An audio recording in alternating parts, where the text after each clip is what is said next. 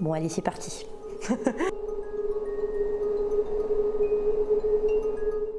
Hey, salut, c'est Loli de la chaîne Lolifant. Aujourd'hui, j'ai décidé de faire une vidéo un petit peu spéciale, une vidéo consacrée à un auteur en particulier, et cet auteur, il s'agit de Stéphane Plateau. C'est un auteur qui a déjà pas mal fait parler de lui. Pour moi, très honnêtement, c'est une des plus belles plumes de la fantaisie francophone. On va parcourir ensemble ses différentes œuvres et ça va être l'occasion de s'arrêter un petit peu sur son style, ses inspirations, parce que pour moi, c'est une fantaisie qui non seulement est très réussie, mais en plus sort un petit peu des choses conventionnelles qu'on a l'habitude de voir en heroic fantasy. Personnellement, j'adore Stéphane Plateau, donc je suis super contente de tourner cette vidéo. J'espère que ça va vous plaire. Je vous propose qu'on commence tout de suite. On commence avec la saga phare de Stéphane Plateau, celle pour laquelle il est le plus connu, à savoir la saga du Sentier des Astres, dont le premier tome est Manèche. Il y a deux autres tomes qui sont sortis, donc le deuxième c'est Shakti et le troisième c'est Meijo. Et d'après ce que m'a dit l'auteur aux Imaginales, il y aura encore deux tomes. Du coup, au total, le Sentier des Astres devrait faire 5 tomes quand il sera complet. Manèche nous raconte l'histoire d'un groupe de guerriers dirigé par le capitaine Rana. Au début du roman, ils sont sur deux navires qui remontent le fleuve vers le nord à travers des forêts qui évoquent un petit peu les forêts nordiques. Ils remontent ce fleuve à la recherche en fait d'une figure mythique qui s'appelle le roi d'Isère, sur lequel on ne sait pas grand chose, si ce n'est que jadis elle a aidé un souverain du royaume, et eux on ne connaît pas exactement les intentions du groupe, mais on sait qu'ils cherchent le roi d'Isère dans le contexte d'une guerre civile qui fait rage dans le pays. Et on n'en sait pas beaucoup plus. Alors qu'ils sont en train de naviguer, les occupants du navire vont apercevoir un homme à la dérive dans les eaux du fleuve. Ils vont décider de lui porter secours. L'homme va s'avérer grièvement blessé. Sur ordre du capitaine, c'est le barde du groupe qui va s'occuper d'interroger cet homme, qui dans un premier temps va se faire appeler le bâtard, mais qui en fait s'appelle Manèche. Le capitaine se demande un petit peu que fait cet homme dans cette région qui est quasi désertée, et comment est-ce qu'il s'est retrouvé dans un si piteux état. Mais Manèche va expliquer au barde que pour pouvoir expliquer les choses correctement, il faut qu'il lui raconte son histoire en détail, et du coup il va un petit peu commencer le récit de sa vie. Le livre va alterner entre les phases où notre groupe de guerriers avance en fait vers le nord, et les phases où Manèche nous raconte son histoire personnelle. Ce qui frappe, ce qui fait le charme et l'originalité de l'univers du Sentier des Astres, ce sont les influences mêlées qui alimentent l'univers, puisque on a des éléments de tradition et d'histoire qui font plutôt penser à les civilisations celtes, scandinaves, nordiques, et puis des éléments, notamment des croyances et de la religion de cet univers, qui viennent plutôt de l'Inde. Stéphane Plateau, en fait, il a vécu 2 ans quand il était jeune en Inde, et il explique que c'est quelque chose qui l'a pas mal marqué.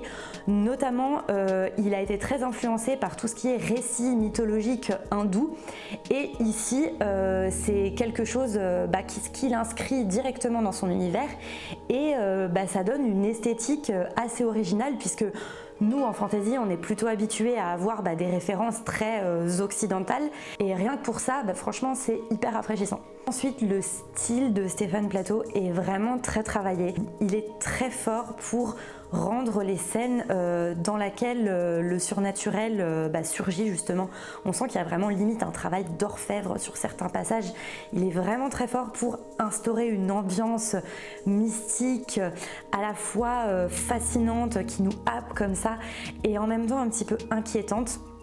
Bref, il y a vraiment des passages sublimes. Une chose que je trouve très réussie aussi dans Manèche, c'est comment l'auteur met en valeur ses personnages en tant que narrateur. Du coup, vous avez le personnage de Manèche qui raconte son histoire, et le barde qui en fait est fasciné par le récit de cet homme, et du coup c'est lui, le barde, qui va nous restituer à nous le récit de Manèche. Je trouve que c'est un bel hommage en fait à l'idée de conter des histoires, puisqu'en fait on a ce personnage du barde dont c'est le métier finalement, qui se retrouve fasciné en fait par le récit de Manèche et qui n'a pas envie de l'interrompre, qui n'a pas envie de le presser, qui a envie de profiter de cette histoire et d'en faire profiter les autres. Et voilà, je trouve que c'est une mise en abîme assez intéressante et voilà, on voit que Stéphane Plateau, il aime raconter des histoires et les faire partager, et ça transparaît en fait dans le rôle qu'il donne aux personnages principaux dans son récit. Et ce que j'ai trouvé particulièrement bien fait, c'est qu'en fait au début de l'histoire, les personnages ont tout leur temps pour discuter, et du coup le barde lui-même prend son temps. Et en fait, à un moment, ils vont se retrouver un petit peu pressés niveau timing, et le barde va devoir aller plus vite. Et là, en fait, lui-même va dire « là, il m'a dit ça ». Et ça, c'est moi qui le rajoute, j'imagine que c'était comme ça, il ne m'a pas précisé si c'était comme ci ou comme ça, donc j'imagine, je comble. Et en fait, je trouve que ça rend ça assez crédible, et ça donne vraiment du relief au personnage. Un autre point marquant de l'univers du Sentier des Astres, c'est son non-manichéisme. Comme je vous l'ai expliqué, on est dans un contexte de guerre civile, et en fait Stéphane Plateau va nous faire sentir que finalement il y a des bons et des méchants dans les deux camps. Et ça, a priori, ça vient de l'intérêt notamment qu'a Stéphane Plateau pour des récits comme l'Iliade ou l'Odyssée, enfin les écrits d'Homère, tout ce qui relève finalement de la mythologie gréco-romaine ou la mythologie nordique. En fait, dans une interview, il explique que dans ces mythologies-là, les dieux sont finalement proches des humains. C'est-à-dire qu'on a des dieux qui, pour certains, sont plutôt bons, d'autres qui sont plutôt néfastes. Il va y avoir des rivalités entre les dieux, il va y avoir de la jalousie, il va y avoir de l'envie. Ces univers-là qui fascinent Stéphane Plateau, d'après lui, c'est des environnements mythologiques qui sont propices justement au non-manichéisme, puisque même les dieux finalement sont à la fois un petit peu bons et méchants. On est sur un univers complexe, très loin des clichés, avec des personnages, à la fois des héros et des divinités qui sont tout en nuances, qui ont des bons et des mauvais côtés, et pour moi ça rend l'ensemble du récit beaucoup plus crédible et beaucoup plus intéressant.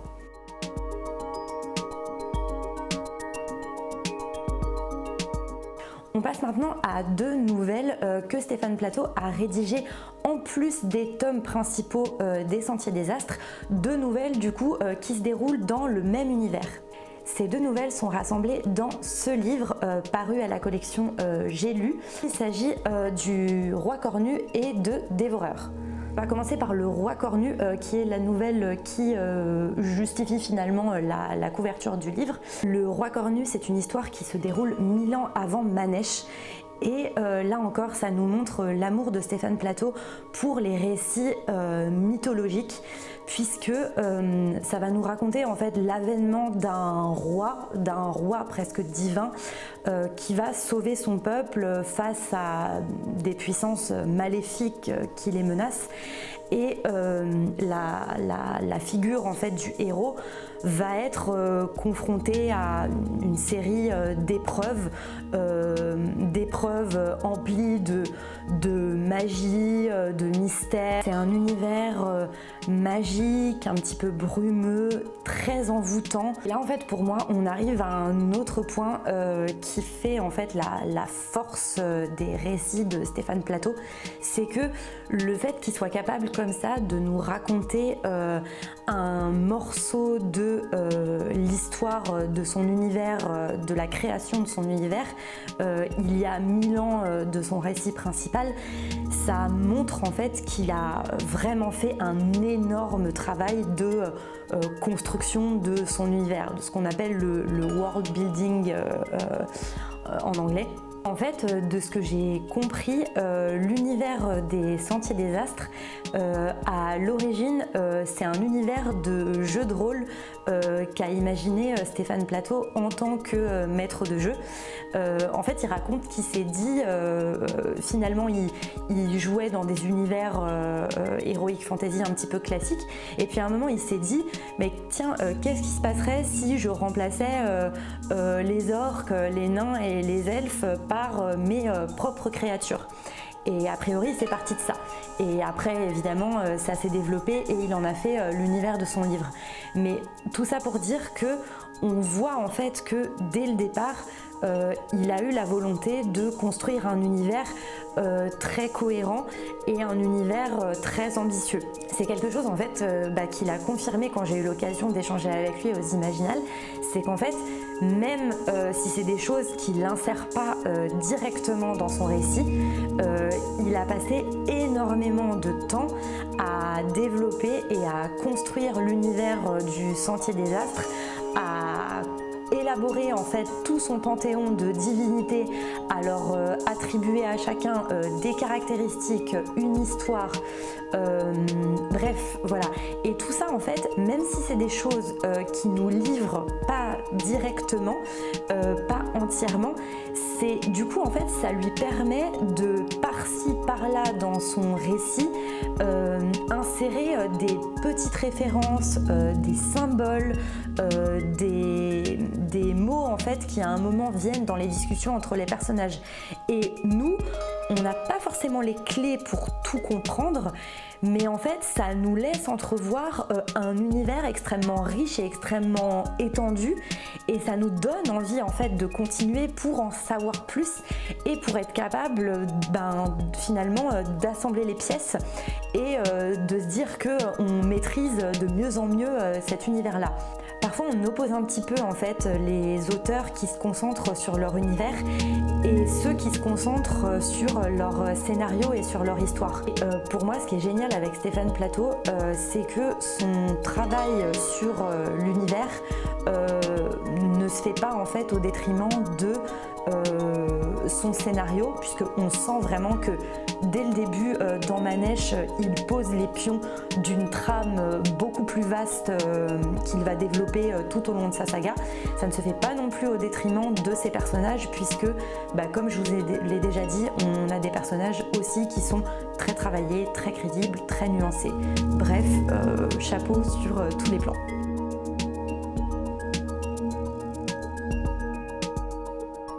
On passe à la deuxième nouvelle qui s'intitule Dévoreur, qui là donc est réunie avec Le Roi Cornu, mais qu'on peut aussi trouver séparée dans une magnifique édition hardback chez les Moutons Électriques. Dévoreur, ça a la particularité d'avoir un petit côté horrifique, ce qui n'est pas trop présent dans Les Sentiers des Astres ou dans Le Roi Cornu. C'est un récit qui va s'intéresser à la figure de l'ogre. Là encore, on sent l'influence de la mythologie avec un récit qui nous fait penser par exemple à la figure de Cronos. C'est un récit qui aborde les thèmes de la paternité, mais aussi le fait que à un moment il faut savoir laisser la place aux générations futures. Dévoreur va mettre en scène un couple, Aube et Père, Père étant un magicien, qui ont des enfants et dont le voisin, qui est leur très bon ami, va se mettre à avoir un comportement un petit peu inquiétant. Voilà, je vous en dirai pas beaucoup plus parce que c'est assez court. Ce que j'ai beaucoup apprécié, c'est déjà c'est que on a le mari et la femme, et le récit leur laisse pas mal de place à tous les deux. Ils sont plutôt traités sur un pied d'égalité et ça, je trouve ça chouette. Et ensuite, l'ambiance est très réussie. On sent vraiment la menace grossir et l'horreur qui devient de plus en plus manifeste. Et on sent que ce qu'on redoute est en train d'arriver. Et du coup ça donne quelque chose de vraiment très prenant. Ce qui est très sympa avec Dévoreur, si vous avez lu et si vous avez aimé les Sentiers des Astres, ou même si vous n'êtes pas encore plongé dedans mais que vous comptez le lire, c'est qu'en fait dans Dévoreur il y a pas mal de choses qui sont expliquées sur le fonctionnement de la magie dans l'univers. À la fin, vous avez une annexe qui s'appelle de l'ordonnancement des âmes et des planètes. Et en fait, c'est une annexe qui va vraiment vous expliquer la nature de chacun des 8 astres de l'univers des Sentiers des Astres.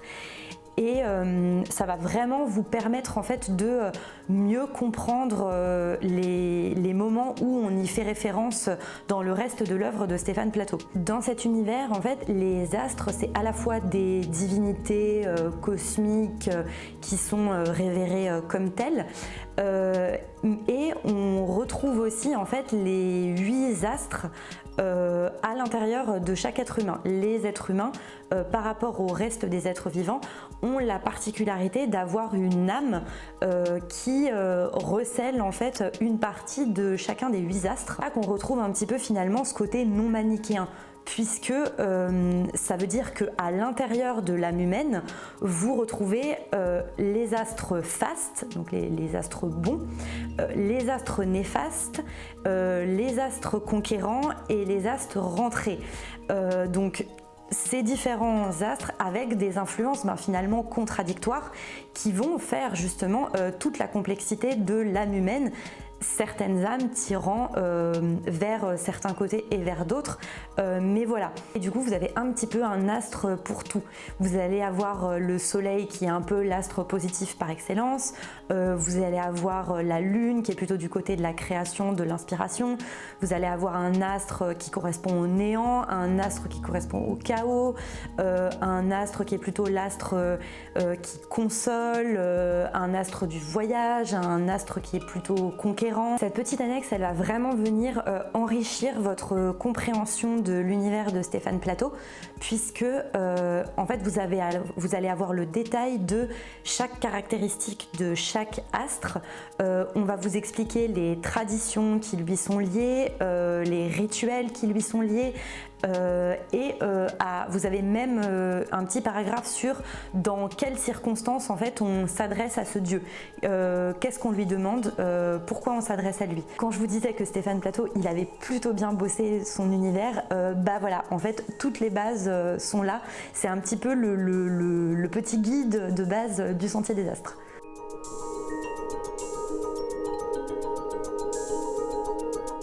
Le dernier récit dont je voulais vous parler, ce sont Les Enfants d'Inanna. C'est une nouvelle, c'est peut-être du coup le récit qui est le moins connu et que le moins d'entre vous auront lu, puisque en fait il s'agit de la nouvelle que Stéphane Plateau a rédigée pour l'anthologie des Imaginales de cette année, qui portait sur le thème de la nature. J'ai trouvé intéressant de vous en parler, d'abord parce que c'est une très jolie nouvelle et que en plus, en échangeant avec l'auteur aux Imaginales, il m'a dit que il avait beaucoup aimé imaginer cette histoire et que c'était pas exclu qu'il développe l'univers qu'il a mis au point à cette occasion dans des écrits futurs, puisque pour le coup Les Enfants d'Inanna sort de l'univers des Sentiers des Astres. C'est totalement différent. Cette nouvelle plaira beaucoup aux amateurs de montagne et d'alpinisme, puisque on va suivre un groupe d'hommes qui est en train de tenter l'ascension d'un des plus hauts sommets de l'Himalaya dans la fin des années 30, début des années 40. Et ce qui est intéressant, c'est que la manière dont c'est raconté, on a l'impression en fait qu'on pourrait suivre un groupe d'alpinistes un petit peu lambda, mais Stéphane Plateau va introduire une petite dimension fantastique dans tout ça. Dans cet univers, il y a quelque chose qui est plus ou moins secret pour le commun des mortels, je crois, mais qui est connu des alpinistes, c'est que au sommet de chacun des montagnes de l'Himalaya, s'est réfugié un représentant d'une race qui aujourd'hui est quasiment éteinte. Ces créatures un petit peu mystiques, ce sont justement les fameux enfants d'Inanna. Et on ne sait pas grand chose sur eux, mais on présume en fait qu'atteindre le sommet et réussir à capturer leur chant, c'est réussir à acquérir leur savoir et potentiellement peut-être acquérir un pouvoir exceptionnel. Enfin, on ne sait pas trop, mais en tout cas, tout le monde a décidé de s'y mettre parce que s'il y a des chances en fait de récupérer des super pouvoirs, et ben autant y aller. Et du coup, les grands alpinistes sont à la fois ceux qui connaissent le terrain, qui connaissent les conditions extrêmes de la montagne et qui savent s'y adapter, mais qui sont aussi un petit peu magiciens, puisque avec leur voix, ils savent écouter la montagne et répondre et faire passer en fait avec leur magie des courants qui vont les aider ou qui vont déstabiliser leurs adversaires. Oui, parce que en fait, dans l'histoire, ils sont plusieurs groupes de nationalités différentes à essayer d'atteindre le sommet en premier. C'est un très joli récit avec encore une fois un univers très original qui, je pense, plaira beaucoup aux amoureux de nature et de grands espaces. Si vous aimez la randonnée et la fantaisie, un combo gagnant, un foncé, c'est tout à fait ce que vous allez retrouver dans Les Enfants d'Inanna.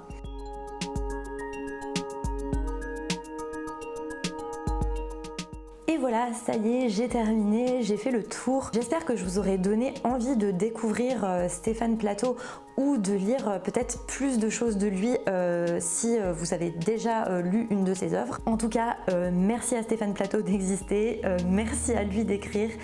J'espère qu'il nous écrira encore plein de choses. Pour moi, c'est vraiment un auteur qui aujourd'hui donne ses lettres de noblesse à la fantaisie francophone.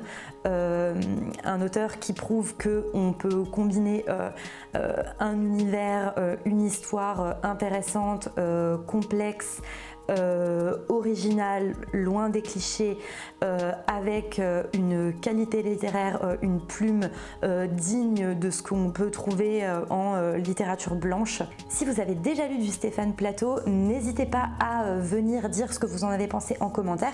Même si vous n'avez pas aimé, franchement, je serais ravie d'en discuter avec vous.